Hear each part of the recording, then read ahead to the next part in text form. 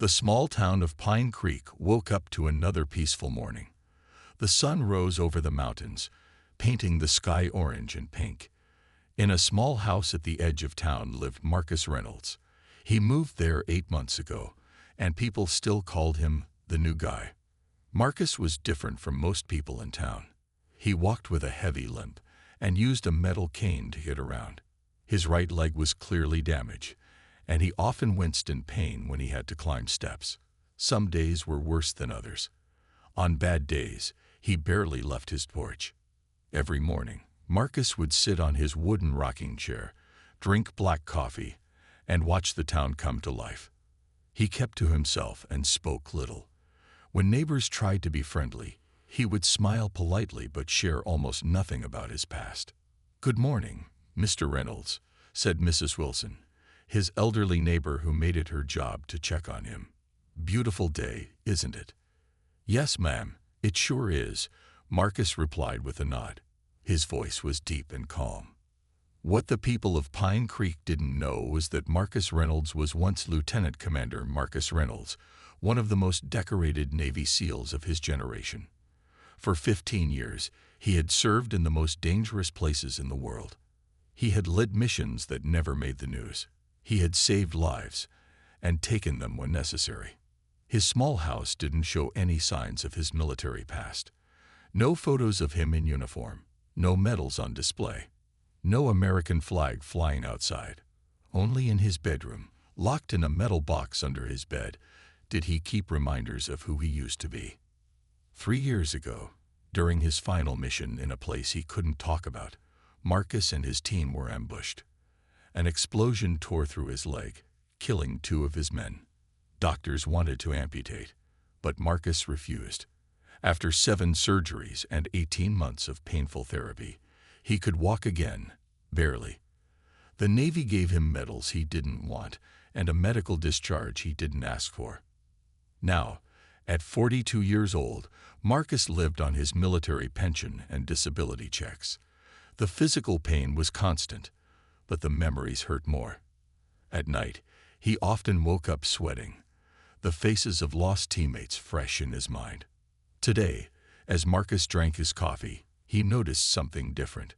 3 large motorcycles roared past his house, the riders dressed in black leather with patches showing a skull with wings.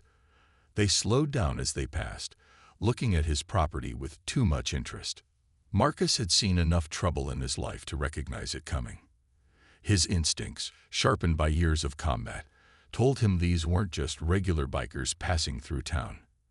Later that afternoon, at the only diner in Pine Creek, Marcus overheard the waitress talking about the newcomers. "They call themselves the Reapers," she whispered to another customer. "They've been causing trouble in towns all across the state. The sheriff in Riverdale said they took over their town for nearly a week. Broke into stores, threatened people, even put 1 man in the hospital." Marcus listened carefully while eating his lunch. He had come to Pine Creek looking for peace and quiet. He wanted no part of whatever trouble these bikers might bring. But deep inside, something stirred, the part of him that had sworn to protect others, the part that couldn't stand by when innocent people were threatened. As he paid his bill and limped toward the door, Marcus saw the 3 motorcycles parked outside the town's only bar across the street. More had joined them. He counted 8 bikes now. Marcus sighed deeply. He had a feeling his quiet life in Pine Creek was about to change. Marcus returned home from the diner with a heavy feeling in his chest. The sight of those motorcycles brought back the alertness he had lived with for years. He found himself checking the locks on his doors and windows that night, a habit from his military days. The next morning, Pine Creek was different. The small town, usually quiet and friendly, now felt tense. Marcus noticed people walking faster, looking over their shoulders, and talking in whispers. He walked to the general store, his cane tapping on the sidewalk with each painful step. Inside the store, Mr. Parker, the owner, was arguing with a tall, bearded man in a leather vest covered with patches. On the back of the vest was the same winged skull Marcus had seen on the motorcycles.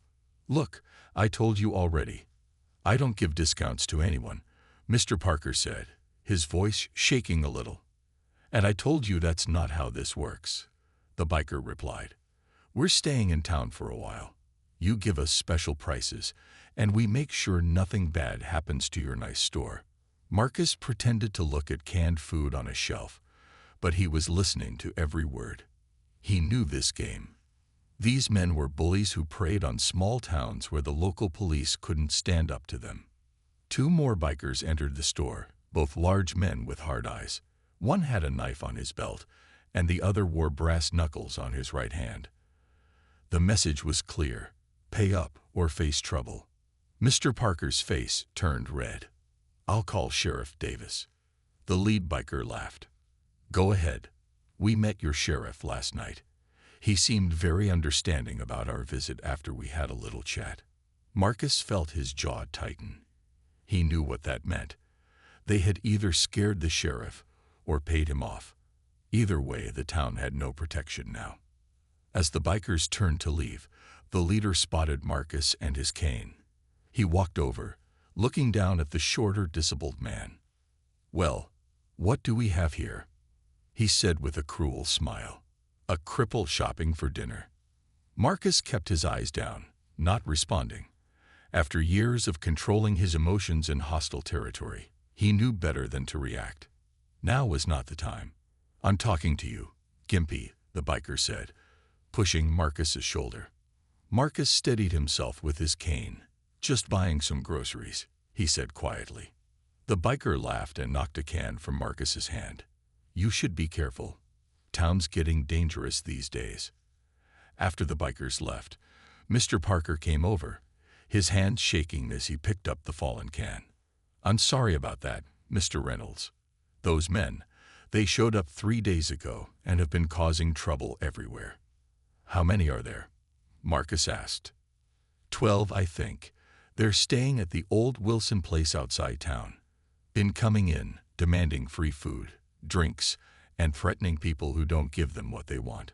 On his way home, Marcus saw more signs of the bikers' presence. The diner's window was cracked. The gas station attendant had a black eye. 2 motorcycles were parked in front of the bank, their owners inside probably demanding protection money. When Marcus finally reached his house, he found something waiting for him. His mailbox had been knocked over, and someone had left a dead rabbit on his porch. It was a clear message. They knew where he lived. Marcus picked up the dead animal with a plastic bag and threw it away. Then he went inside and locked the door. He sat in his living room for a long time, thinking.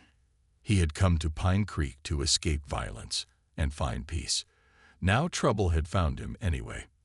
That night, Marcus opened the metal box under his bed. Inside were his service medals, photos of his SEAL team, and something else, a satellite phone. He had promised himself he would never use it again, but he dialed a number he still knew by heart. "Mike, it's Marcus. I need a favor." The next morning, Marcus sat on his porch as usual, but his eyes were more alert. He watched as 2 motorcycles drove slowly past his house. The riders looked at him and laughed. Marcus sipped his coffee calmly, giving no reaction. What the bikers didn't know was that Marcus had spent most of the night planning. After his call to Mike, an old teammate from his SEAL unit, things were already in motion. Mike lived about 3 hours away and had promised to contact other former team members who were within driving distance. "Just like old times, boss," Mike had said on the phone. "Give us 2 days to get there." 2 days. Marcus needed to stay alive and keep the town from falling apart until then. He knew the bikers would come for him soon. The dead rabbit was just the beginning. Around noon, Marcus limped to the diner, his cane tapping on the sidewalk. Inside, the place was nearly empty. The waitress, Jenny, looked tired and afraid. "Not many customers today," Marcus asked as he sat at the counter. "Nobody wants to come to town anymore," Jenny said in a low voice. "Those bikers were here for breakfast. They ate $200 worth of food and didn't pay. When I asked for money, their leader, a man they call Razor, told me to send the bill to the sheriff." Marcus nodded and ordered a simple lunch. As he ate, He asked casual questions about the bikers. Jenny was happy to talk. They're staying at the old Wilson farm. They drink all day at the bar and come into town to cause trouble. The sheriff won't do anything. Some say they gave him money. Marcus listened carefully, building a mental map of their movements, numbers, and habits. It was the same way he had prepared for missions in his SEAL days. Know your enemy. Learn their patterns. Find their weaknesses. After lunch, Marcus visited the hardware store. He bought some simple items: fishing line, small bells, flashlights, and batteries. The store owner, Mr. Jenkins, looked at him with curiosity. "Planning a fishing trip, Mr. Reynolds?" "Something like that," Marcus replied with a small smile. On his way home, Marcus saw the leader of the bikers, Razor, coming out of the bank with two of his men. They had big smiles on their faces. The bank manager stood at the door looking pale and shaken. Razor spotted Marcus across the street and nudged his friends. They walked toward him, blocking his path. Well, the cripple is out for a walk," Razor said, standing too close to Marcus. The smell of alcohol was strong on his breath. "Enjoying our town." "It's a nice town," Marcus said calmly. Or it was. Razor's smile disappeared. "What's that supposed to mean?" "Nothing. Just making conversation." "You know, I don't like your attitude," Razor said, poking Marcus in the chest. "Maybe you need to learn some respect." Marcus kept his face blank, but his mind was racing, calculating angles, distances, assessing threats. Even with his bad leg, he could take down all three men in seconds. But that wasn't the plan. Not yet. "I respect people who earn it," Marcus said, his voice still calm. Razor's face turned red with anger. He grabbed Marcus by his shirt. "Tonight, we're going to pay you a visit. You'll learn what respect means."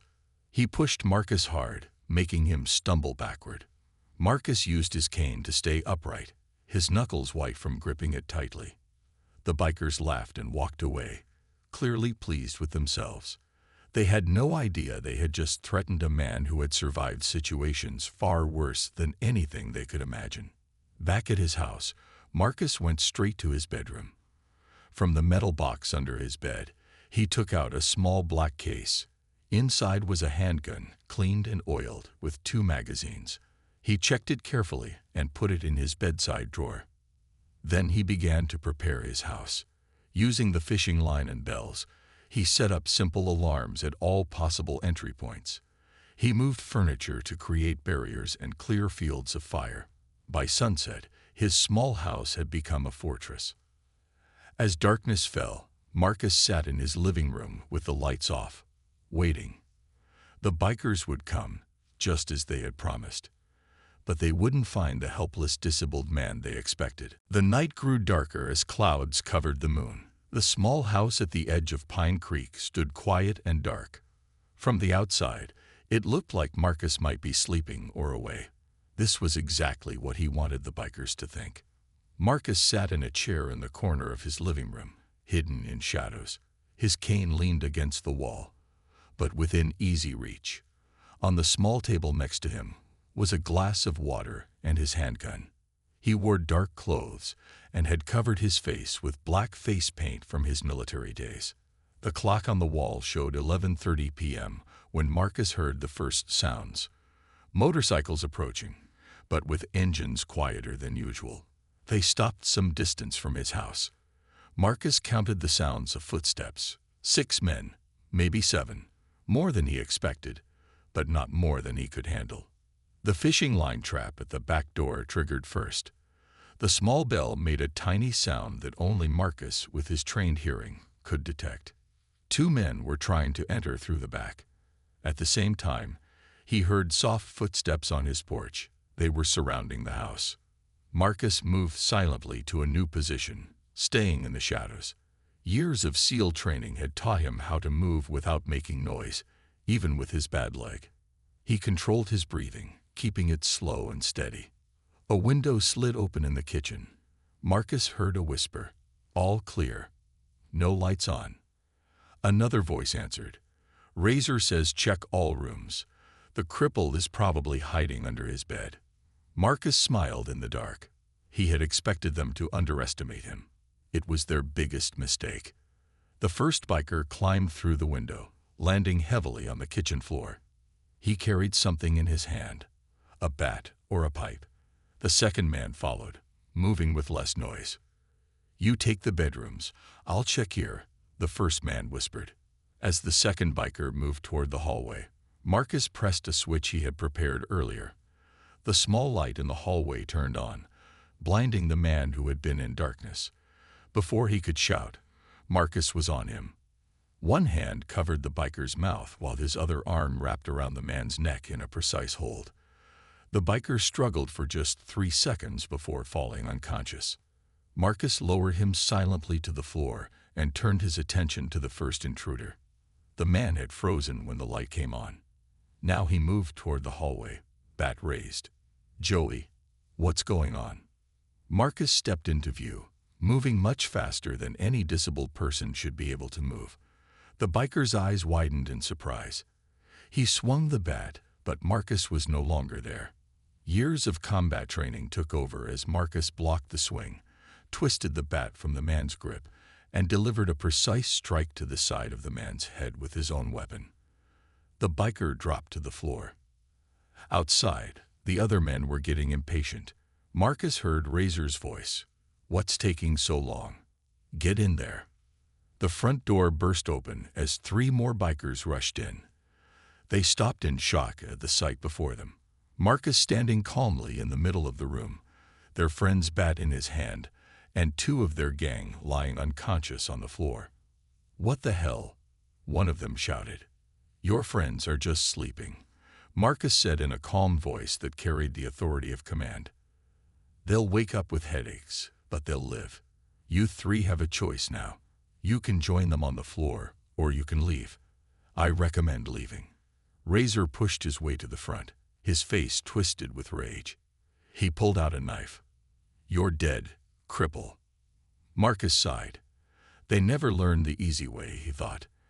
As Razor lunged forward, Marcus moved with a speed and precision that shocked the bikers. The fight was brief but brutal. When it ended, Razor was on the floor groaning in pain, his arm bent at an unnatural angle. His knife was now in Marcus's hand. The other bikers backed away toward the door, suddenly afraid of the quiet man they had thought was an easy target. "Who the hell are you?" one of them asked. "Just a retired sailor," Marcus replied. "Now get your friends and go. Don't come back." By morning, everyone in Pine Creek had heard about what happened at Marcus's house. The story spread like wildfire. People said the quiet man with a limp had fought off 7 bikers without breaking a sweat. Some versions of the story claimed he had put 3 men in the hospital. Others said he moved like a ninja despite his bad leg.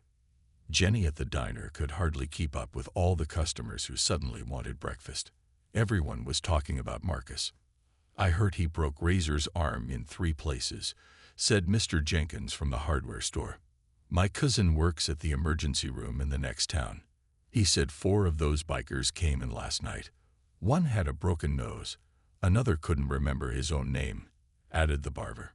Marcus sat in his usual spot at the counter, eating his eggs and toast. He tried to ignore the stares and whispers, but it wasn't easy. After years of working in the shadows, he wasn't used to being the center of attention. "Is it true?" Jenny asked as she refilled his coffee cup. "Did you really fight them all by yourself?" Marcus shrugged. "They came to my house uninvited. I asked them to leave. They didn't listen." Outside the diner, a police car pulled up. Sheriff Davis stepped out and entered the diner. The room went quiet. Everyone knew the sheriff had been avoiding problems with the bikers. Many people thought he had taken their money. The sheriff walked straight to Marcus. "Mr. Reynolds, can I have a word with you outside?" Marcus nodded, paid for his breakfast, and followed the sheriff out. They stood next to the police car. "I got some interesting calls last night," the sheriff said. "Razor and his boys claim you attacked them." "They broke into my house at midnight," Marcus replied calmly. "You can see the broken window and door yourself. The sheriff looked uncomfortable. Look, these guys are dangerous. They've done this in 3 counties now. They come to small towns, cause trouble, take what they want, and move on when they get bored. The best thing is to let them have their fun and wait for them to leave. Marcus studied the sheriff's face. The man wasn't corrupt, just scared.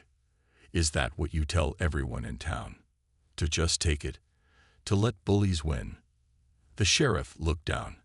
I've got 2 deputies and an old shotgun. They have 12 men with guns and knives. What am I supposed to do? Your job, Marcus said simply. Just then, the roar of motorcycles filled the air. 5 bikes pulled up across the street. Razor wasn't with them, but his second in command, a tall man with a long beard, led the group. His arm was in a makeshift sling. There he is. That's the guy who jumped us, the biker shouted, pointing at Marcus. The other bikers revved their engines threateningly. People on the sidewalk quickly moved away, ducking into shops. See what I mean? The sheriff said quietly. They'll burn this town down to get back at you. Marcus watched the bikers carefully. He had faced worse odds in places much more dangerous than Pine Creek. But he wasn't worried about himself. He was worried about the town. I can handle myself, Marcus told the sheriff. But these people can't. Do something before someone gets hurt. The sheriff hesitated, then shook his head. I'm sorry, Reynolds. I can't risk it. As the sheriff walked back to his car, Marcus knew he was on his own. Well, not completely alone. Mike and the others would arrive tomorrow. Until then, he needed to make sure the bikers focused on him and left the townspeople alone. Marcus walked into the middle of the street, facing the 5 bikers directly. His limp was obvious, but there was something different about how he carried himself now. His back was straight, his eyes were sharp, and there was a confidence in his movement that made the bikers hesitate. You want me? Marcus called out. Come and get me, but leave the town out of it. The lead biker spat on the ground. You're dead meat, cripple. Razor wants your head. Tell him he'll have to do better than last night, Marcus replied. The bikers revved their engines again and sped off, shouting threats as they went. An old man stepped out of the barber shop and approached Marcus. Who are you really, son? Marcus looked at him for a long moment before answering. Just someone who doesn't like bullies. That afternoon, dark clouds rolled over Pine Creek. A storm was coming, both in the sky and in the small town. Marcus sat at his kitchen table cleaning his handgun. His living room still showed signs of last night's fight. The broken window was covered with a piece of wood, and there were spots of blood on the floor that he hadn't fully cleaned up. The phone rang. It was Mike. We're making good time, boss, Mike said. There's 6 of us now. We'll be there by noon tomorrow. Good, Marcus replied. Things are heating up here. The bikers aren't happy about last night. How many are we dealing with? 12 total. I put their leader out of action for now, but the rest are angry and looking for payback. After the call, Marcus checked his supplies. He had limited ammunition for his handgun and no other weapons except his combat knife. It would have to be enough until Mike and the others arrived. A knock at the door made Marcus reach for his gun. He moved silently to the window and peered out. It wasn't bikers. It was Jenny from the diner and Mr. Jenkins from the hardware store. With them were 5 other townspeople. Marcus opened the door carefully. Can I help you? Jenny looked nervous but determined. We need to talk to you, Mr. Reynolds. Can we come in? Marcus let them in. They stood awkwardly in his living room, looking at the signs of the fight. So it's true, Mr. Jenkins said, pointing to a dent in the wall. You really did fight them off. What can I do for you? Marcus asked. Jenny spoke up. We know you're not just some disabled veteran. The way you handled those bikers, that's not something a normal person can do. An older man stepped forward. He had gray hair and wore an old army jacket. I served in Vietnam. I know a special forces man when I see one. Those bikers are saying you're just a cripple who got lucky. But that's not it, is it? You're trained. military trained. Marcus didn't answer at first. He had kept his past a secret for years. But now, looking at these people who needed help, he made a decision. Navy, he said finally. I was a SEAL. The room went quiet. Everyone knew about Navy SEALs from movies and TV shows. They were the best of the best. I knew it, the older man said. I could tell by how you move, even with that bad leg. Why are you here? Marcus asked again. What do you want from me? Mr. Jenkins cleared his throat. The bikers are at the bar now. They're drinking heavily and making threats. They say they're going to burn your house down tonight, with you in it. And if anyone tries to help you, they'll burn their houses too. We're not fighters, Jenny added. But we can't just stand by and let them hurt you or burn down our town. Marcus nodded. These were good people, ordinary people, standing up for what was right. It reminded him of why he had joined the Navy in the first place. I have friends coming, he told them. Former teammates. They'll be here tomorrow. We just need to hold out until then. We want to help, an older woman said. She looked to be in her 60s but stood tall and determined. These are our homes, our town. Marcus thought for a moment. These people weren't trained. They weren't soldiers, but they were brave, and sometimes that was enough. Okay, he said finally. Here's what we're going to do. He spread a map of the town on the table. The others gathered around as Marcus began to explain his plan. As a SEAL, he had led men into the most dangerous places on earth. Now he would lead these townspeople in defending their home. Outside, the thunder rolled closer. The storm was almost upon them. And as darkness fell, Marcus knew that the real storm was yet to come. The bikers would make their move soon, but this time, he wouldn't face them alone. They think I'm just a disabled man living by himself, Marcus told the group. They have no idea what they're really dealing with. And that's our advantage. Night fell on Pine Creek as rain poured from the dark sky. Lightning flashed, followed by loud thunder. The bad weather was perfect for Marcus's plan. Inside his house, Marcus moved quickly despite his bad leg. The townspeople had brought supplies from Mr. Jenkins's hardware store. Rope, flashlights, walkie-talkies, and tools. Marcus showed them how to set up simple traps around the house and yard. Remember, Marcus told the group, we're not trying to kill anyone. We want to slow them down, confuse them, and capture them if possible. Jenny and two other women prepared first aid kits. Mr. Jenkins and the older veteran, who everyone called Sarge, helped Marcus move furniture to create barriers. Just like making a firebase in Nam, Sarge said with a grim smile. By 10 o'clock, everything was ready. Marcus gathered everyone in the kitchen. The bikers will come from the main road, he explained, pointing to a hand-drawn map. They'll probably split into groups to surround the house. That's when we spring our traps. What if they have guns? Someone asked nervously. They might, Marcus admitted, but they prefer knives and chains. They like to hurt people up close. That's their weakness. They're bullies, not soldiers. Marcus assigned positions to everyone. Some would stay in the house. Others would hide in the old shed and the large oak tree in the yard. Marcus would appear to be alone, making himself the target. When they see me, they'll focus on me, he told the group. That's when you move in from behind. As the townspeople moved to their positions, Jenny stayed behind for a moment. Why are you doing this?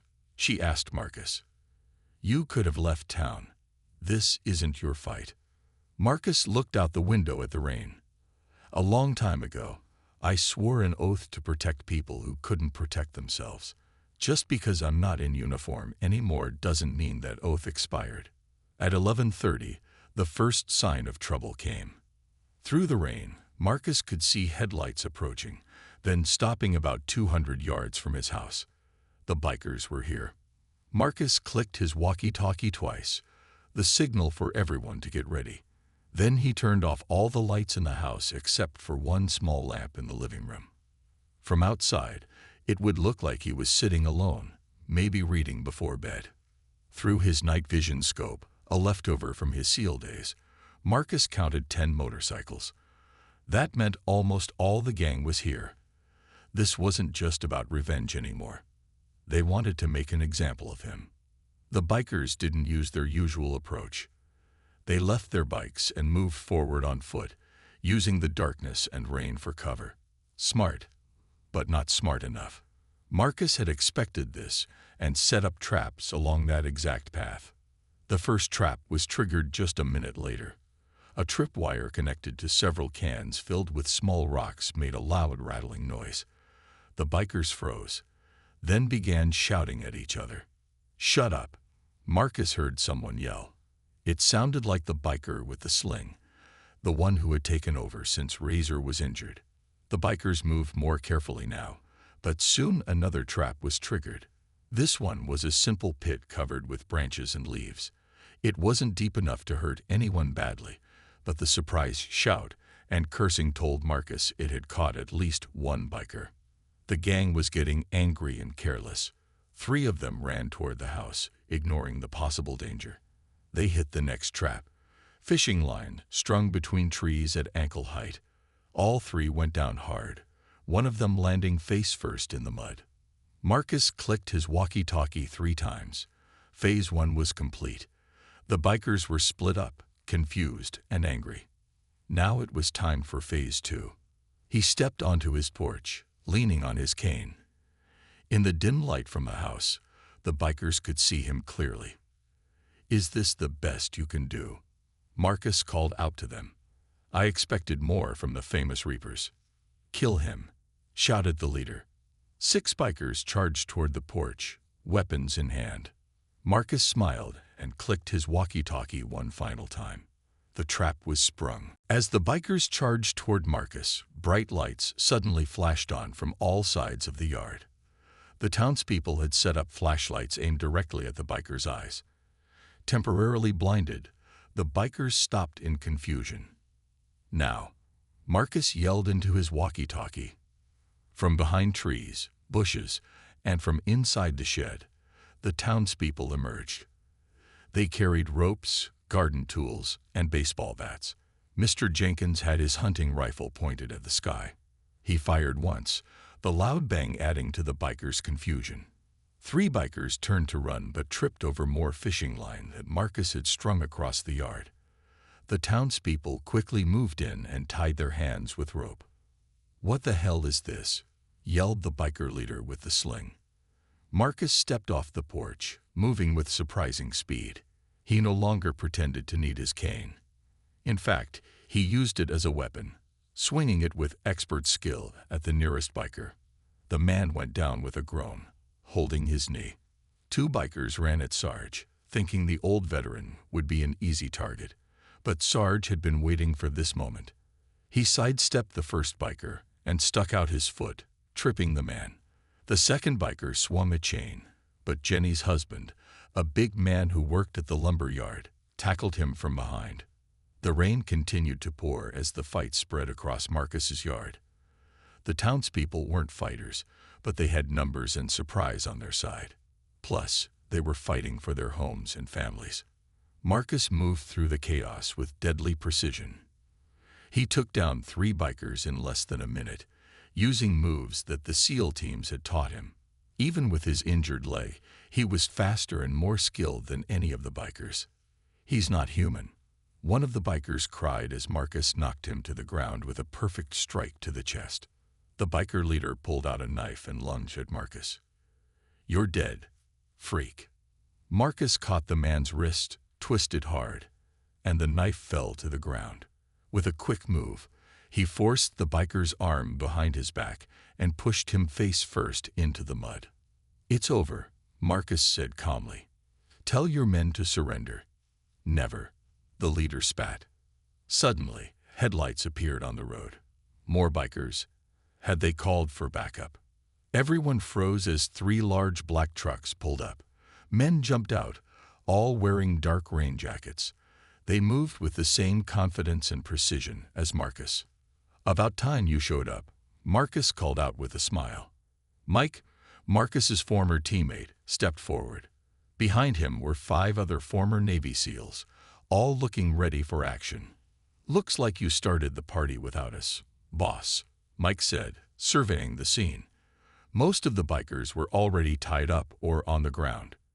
"Just left you the cleanup," Marcus replied. The remaining bikers, seeing the newcomers, dropped their weapons and raised their hands. "Who are these guys?" Mr. Jenkins asked, lowering his rifle. "The cavalry," Marcus answered. "My old SEAL team." The sheriff's car pulled up a minute later, its lights flashing. Sheriff Davis stepped out, looking shocked at the scene before him. Tied-up bikers sat in the rain. Townspeople stood guard over them with makeshift weapons, and in the middle of it all was Marcus, surrounded by 6 tough-looking men. "What happened here?" the sheriff demanded. "Citizen's arrest," Marcus said simply. "These men attacked my home and threatened the people of this town. We defended ourselves." Mike handed the sheriff a folder. "You might also be interested in this. These bikers are wanted in 3 states for assault, extortion, and drug trafficking. There's a reward for their capture." The sheriff looked at the folder, then at the captured bikers, and finally at Marcus. For the first time, he seemed to really see the man behind the disability. "Who are you people?" he asked in amazement. Mike put his arm around Marcus's shoulders. "Just some old sailors who don't like bullies." As the rain began to ease, the townspeople gathered around Marcus and his team. For the first time since coming to Pine Creek, Marcus felt truly at home. The morning after the battle came with clear skies and sunshine. The storm had passed, both the one in the sky and the one that had threatened Pine Creek. News traveled fast in the small town. By noon, everyone knew what had happened at Marcus's house. The diner was packed with people wanting to hear the story firsthand. Marcus sat at a large table with Mike and his SEAL teammates. Around them were the townspeople who had helped in the fight. Jenny kept bringing more coffee and pancakes as people told and retold the events of the night. "You should have seen Marcus take down 3 bikers at once," Mr. Jenkins said to anyone who would listen. "It was like watching one of those action movies, but real." "And when those SEAL guys showed up," added Sarge, "the rest of the bikers just about wet themselves." Marcus smiled but said little. He was not used to being the center of attention. For years, his missions had been secret. No parades, no medals given in public, no news stories about what he had done. Sheriff Davis entered the diner and walked to Marcus's table. The room went quiet. Everyone remembered how the sheriff had refused to help against the bikers. "Mr. Reynolds," the sheriff said, his hat in his hands, "I came to apologize. I should have done more to protect this town." Marcus nodded. "Fear is a powerful thing, Sheriff. It can make good men do nothing." "The state police picked up the last 2 bikers this morning," the sheriff continued. "They found drugs and stolen money at the old Wilson place. Those bikers won't be bothering anyone for a long time." A young boy, about 10 years old, pushed through the crowd. He stood in front of Marcus with wide eyes. "Are you really a Navy SEAL?" he asked with awe in his voice. Marcus looked at Mike, who shrugged with a smile. The secret was out now. "I was," Marcus answered. "A long time ago. But your leg is hurt. How did you fight all those bad guys?" Marcus thought for a moment before answering. "Being strong isn't just about your body, son. It's about what's in here." He tapped his head. "And in here." He placed his hand over his heart. The mayor of Pine Creek, a short woman with gray hair, stood up from her seat. "Marcus Reynolds," she announced in a loud voice. "On behalf of everyone in Pine Creek, I want to thank you for what you've done. You protected our town when no one else would." The diner erupted in applause. People stood up, cheering and clapping. Marcus looked embarrassed, but touched by their gratitude. Later that afternoon, Marcus stood on his porch with Mike. The rest of the SEAL team had left, promising to visit again soon. "So what now, boss?" Mike asked. "You going to stay in this little town?" Marcus looked out at Pine Creek. He had come here to be alone, to hide from the world and nurse his wounds, both physical and mental. But something had changed. For the first time since his injury, he felt like he had a purpose again. "I think I will," Marcus said. "These are good people. They stood up when it mattered." "They had a good leader," Mike pointed out. As they talked, cars began to pull up to Marcus's house. People got out carrying tools, lumber, and paint. Mr. Jenkins walked up the steps. "We figured your place could use some fixing after last night," he said. "That window needs replacing, and your door is hanging by one hinge." More townspeople arrived. Someone brought a grill and started cooking hamburgers. Children played in the yard where just hours before a battle had raged. The sounds of laughter and friendly conversation filled the air. Marcus watched it all with a sense of peace he hadn't felt in years. His leg would always hurt. The memories of fallen comrades would never fade. But here, in this small town, he had found something he thought he had lost forever. Home. He had come to Pine Creek looking for a quiet place to hide. Instead, he had found a community worth fighting for. And in protecting it, Marcus Reynolds, the wounded warrior, had finally begun to heal.